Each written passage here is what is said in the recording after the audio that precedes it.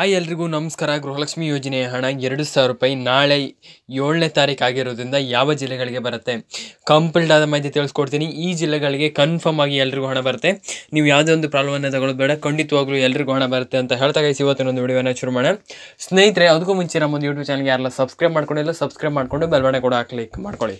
ಬನ್ನಿ ಇವತ್ತಿನೊಂದು ವಿಡಿಯೋನ ಶುರು ಮಾಡೋಣ. ಸ್ನೇಹಿತರೆ, ಇಲ್ಲಿ ನೀವು ನೋಡ್ಬೋದು ಗೃಹಲಕ್ಷ್ಮಿ ಯೋಜನೆ ಹಣ ತುಂಬ ಜನರಿಗೆ ಹಣ ಬರ್ತಾ ಇಲ್ಲ. ಇವಾಗ ಏನಾಗ್ತಾ ಇದೆಯಪ್ಪ ಅಂತಂದರೆ ತುಂಬ ಜನರಿಗೆ ಇವಾಗ ತುಂಬ ಪ್ರಾಬ್ಲಮ್ ಆಗ್ತಾ ಇರುವಂಥದ್ದು. ಕೆಲವರಿಗೆ ಹಣ ಬರ್ತಾ ಇಲ್ಲ ಅಂತ ಹೇಳ್ಬೋದು, ಕೆಲವರಿಗೆ ಬಂದಿದೆ, ಕೆಲವರಿಗೆ ಹಣ ಬರ್ತಾ ಇಲ್ಲ. ನೀವು ಏನು ಪ್ರಾಬ್ಲಮ್ ಮಾಡ್ತಿದ್ದೀರಾ ಮತ್ತು ನಿಮ್ಗೆ ಯಾಕೆ ಹಣ ಬರ್ತಾ ಇಲ್ಲ ಅಂತ ಫಸ್ಟ್ ನೋಡೋಣ. ನಮಗೆ ಪ್ರತಿ ವಿಡಿಯೋದಲ್ಲಿ ಹೇಳ್ತೀನಿ ನಾನು ನಿಮ್ಗೆ ಯಾಕೆ ಹಣ ಬರ್ತಾ ಇಲ್ಲ ಅಂತ. ನೀವು ಈ 3 ಸ್ಟೆಪ್ಪನ್ನು ನೀವು ನಾನು ಹೇಳುವಂಥ ಯಾವ ಯೂಟ್ಯೂಬರ್ ಹೇಳ್ತಾರೋ ಬಿಡ್ತಾರೋ ನಾನು ಹೇಳ್ತೀನಿ. ಯಾಕಪ್ಪ ಅಂತಂದರೆ ಈ 3 ಸ್ಟೆಪ್ಪನ್ನು ನೀವು ಫಾಲೋ ಮಾಡಿದರೆ ಖಂಡಿತವಾಗ್ಲೂ ನಿಮಗೆ ಗೃಹಲಕ್ಷ್ಮಿ ಯೋಜನೆ ಹಣ ಬರುತ್ತೆ. ಯಾವ ಸ್ಟೆಪ್ ಅಂತಂದರೆ ನಿಮ್ಮ ಬ್ಯಾಂಕ್ ಅಕೌಂಟ್ ಸೀಡಿಂಗ್ ಆಗಬೇಕು. ಖಂಡಿತವಾಗ್ಲೂ ಗೃಹಲಕ್ಷ್ಮಿ ಯೋಜನೆಯ ಬ್ಯಾಂಕ್ ಅಕೌಂಟ್ ಸೀಡಿಂಗ್ ನೀವು ಮಾಡ್ಕೊಳ್ಳೇಬೇಕು. ನಿಮ್ಮೊಂದು ಬ್ಯಾಂಕ್ ಅಕೌಂಟ್ ಸೀಡಿಂಗ್ ಏನಿದೆ ಅದನ್ನು ನೀವು ಖಂಡಿತವಾಗ್ಲೂ ಮಾಡ್ಕೊಳ್ಳೇಬೇಕು. ಮತ್ತು ಇನ್ನೊಂದು ಏನಪ್ಪ ಅಂತಂದರೆ ನಿಮ್ಮದು ನೇಮ್ ಮಿಸ್ ಮ್ಯಾಚ್ ಮಾಡ್ಕೊಳ್ಬಾರ್ದು. Aadhaar card, PAN card, ration card ಏನಿದೆ, ಈಗ Aadhaar card, PAN card, ration card ಇದರಲ್ಲೆಲ್ಲ ಈ ಯಾವ ರೀತಿ ನಿಮ್ದು ಹೆಸರಿದೆ ಅದನ್ನು ಚೇಂಜ್ ಮಾಡಲಿಕ್ಕೆ ಹೋಗಬೇಡಿ. ಯಾಕಂತಂದರೆ 3 ಕರೆಕ್ಟಾಗಿದ್ದರೆ ಅಡ್ಡಿಲ್ಲ.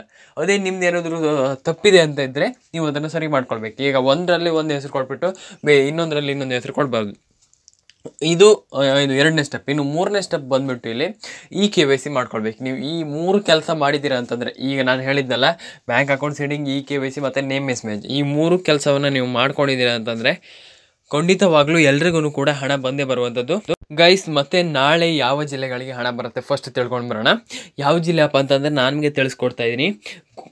ಗೃಹಲಕ್ಷ್ಮಿ ಯೋಜನೆ 7ನೇ ಕಂತಿನ ಹಣ ನಾಳೆ ಇಷ್ಟು ಜಿಲ್ಲೆಗಳಿಗೆ ಬರುವಂಥದ್ದು. ಟೋಟಲ್ ಆಗಿ 15 ಜಿಲ್ಲೆಗಳಿಗೆ ಬರುವಂಥದ್ದು. ಯಾವ ಜಿಲ್ಲೆ ಅಂತ ನಾನು ನಿಮಗೆ ತಿಳಿಸ್ಕೊಡ್ತೀನಿ. ಹಾವೇರಿ, ಹಾಸನ, ಕೊಡಗು, ಕೊಪ್ಪಳ, ಬೀದರ್, ಕಲಬುರಗಿ, ಬಾಗಲಕೋಟೆ, ಚಿತ್ರದುರ್ಗ, ಯಾದಗಿರಿ, ಶಿವಮೊಗ್ಗ, ಮೈಸೂರು, ಬಳ್ಳಾರಿ, ಬೀದರ್, ಉಡುಪಿ, ಮಂಗಳೂರು. ಟೋಟಲ್ ಆಗಿ ಇಷ್ಟು ಜಿಲ್ಲೆಗಳಿಗೆ ಯಾವುದೇ ಒಂದು ಪ್ರಾಬ್ಲಮ್ ಇಲ್ಲದೇನೆ ಖಂಡಿತವಾಗ್ಲೂ ಎಲ್ರಿಗೂ ಹಣ ಬರುವಂಥದ್ದು. ಟೋಟಲ್ ಆಗಿ ಇನ್ನು ಉಳಿದ ಜಿಲ್ಲೆಗಳಿಗೂ ಬರುತ್ತೆ. ನೀವೇನು ಪ್ರಾಬ್ಲಮ್ ಅಂತ ತಗೊಳ್ಬೇಡಿ. ಒಂದು ವಾರದಲ್ಲಿ ಎಲ್ಲ ಜಿಲ್ಲೆಗಳಿಗೂ, ಕರ್ನಾಟಕದ ಎಷ್ಟು ಜಿಲ್ಲೆಗಳಿವೆ ಆ ಎಲ್ಲ ಜಿಲ್ಲೆಗಳಿಗೂ ಬಿಡುಗಡೆ ಮಾಡ್ತಾರೆ. ನೀವು ಯಾವುದೇ ಒಂದು ಪ್ರಾಬ್ಲಮನ್ನು ತಗೊಳ್ಬೇಡಿ. ಖಂಡಿತವಾಗ್ಲೂ ಇಷ್ಟು ಜಿಲ್ಲೆಗಳಿಗೆ ನಾಳೆ ಬರುವಂಥದ್ದು. ಟೋಟಲ್ ಆಗಿ ಎಲ್ಲ ಜಿಲ್ಲೆಗಳಿಗೂ ಬರುತ್ತೆ. ಇಂದು ಕೆಲವು ಜಿಲ್ಲೆಗಳಿಗೆ ರಿಲೀಸ್ ಮಾಡಿರುವಂಥದ್ದು. ಎಲ್ಲ ಜಿಲ್ಲೆಗಳಿಗೂ ಖಂಡಿತವಾಗ್ಲೂ ಬಂದೇ ಬರುತ್ತೆ. ಯಾವುದೇ ಒಂದು ಪ್ರಾಬ್ಲಮ್ ಕೂಡ ಆಗೋದಿಲ್ಲ. ನೀವೇನು ಪ್ರಾಬ್ಲಮನ್ನು ತಗೊಳ್ಳಿಕ್ಕೆ ಹೋಗಬೇಡಿ. ಖಂಡಿತವಾಗ್ಲೂ ಎಲ್ರಿಗೂ ಹಣ ಬಂದೇ ಬರುತ್ತೆ. ನೀವೇನು ಪ್ರಾಬ್ಲಮ್ ತಗೊಳ್ಳಿಕ್ಕೆ ಹೋಗಬೇಡಿ ಅಂತ ಹೇಳ್ತಾ ಇವತ್ತಿನೊಂದು ವಿಡಿಯೋನ ಮುಗಿಸ್ತಾ ಇದ್ದೀನಿ. ವಿಡಿಯೋ ಮುಗಿಸೋಕ್ಕಿಂತ ಮುಂಚೆ ಸಣ್ಣ ರಿಕ್ವೆಸ್ಟ್ ಅಂತಲೇ ಹೇಳ್ಬೋದು. ಯಾರೆಲ್ಲ ಇನ್ನೂ ನಮ್ಮೊಂದು ಯೂಟ್ಯೂಬ್ ಚಾನಲ್ಗೆ ಸಬ್ಸ್ಕ್ರೈಬ್ ಮಾಡ್ಕೊಂಡಿಲ್ಲ ಸಬ್ಸ್ಕ್ರೈಬ್ ಮಾಡಿಕೊಂಡು ಸಪೋರ್ಟ್ ಮಾಡಿ. ಇದು ಹೊಸ ಚಾನಲ್, ಪ್ಲೀಸ್ ಸಬ್ಸ್ಕ್ರೈಬ್ ಮಾಡ್ಕೊಳ್ಳಿ. ಸಿಗೋಣ ಮುಂದಿನ ವಿಡಿಯೋದಲ್ಲಿ. ಬಾಯ್.